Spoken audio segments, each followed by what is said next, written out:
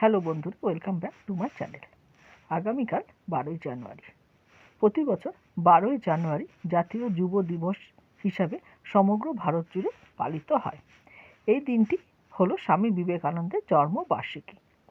1984 সালে স্বামী বিবেকানন্দের জন্মবার্ষিকীকে ভারত সরকার জাতীয় যুব দিবস হিসেবে পালন করার সিদ্ধান্ত নিয়েছিল এবং 1985 সাল থেকে প্রতি বছর 12ই জানুয়ারি অর্থাৎ স্বামী বিবেকানন্দের জন্মদিনে জাতীয় যুব দিবস হিসেবে পালিত হয়।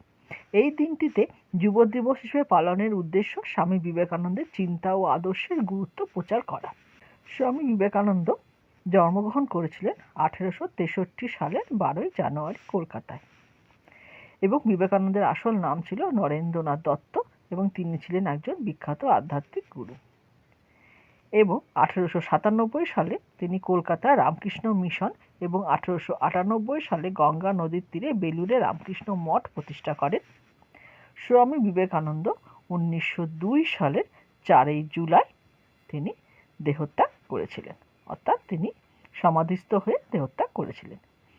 তাই আজ আমি তোমাদের কাছে স্বামী বিবেকানন্দের জন্মবার্ষিকী এবং জাতীয় যুব দিবস হিসাবে স্বামী বিবেকানন্দের কিছু উক্তিকেই দিয়েই তাকে স্মরণ করব এবং তাকে শ্রদ্ধা জানাব।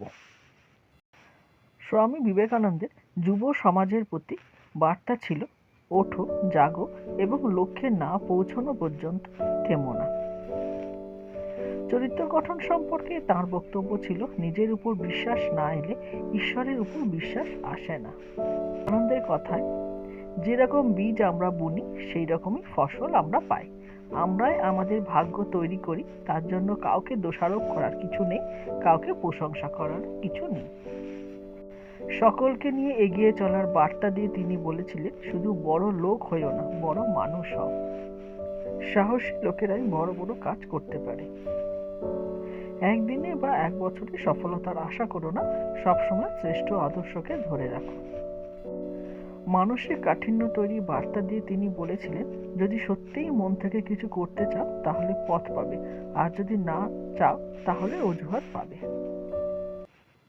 তাহলে স্বামী বিবেকানন্দের জন্মবার্ষিকী এবং জাতীয় যুব দিবস হিসেবে তোমাদেরকে আমি স্বামী বিবেকানন্দের কিছু উক্তি শেয়ার করলাম।